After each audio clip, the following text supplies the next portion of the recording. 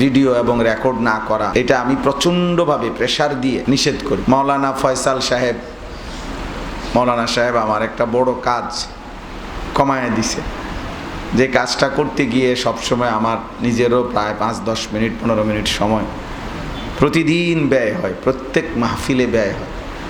আজকে এইটা মাওলানা নিজেই করে দিছে। সেটা হলো এই হাতে মোবাইল ধরে ভিডিও এবং রেকর্ড না করা, এটা আমি প্রচণ্ডভাবে প্রেসার দিয়ে নিষেধ করি।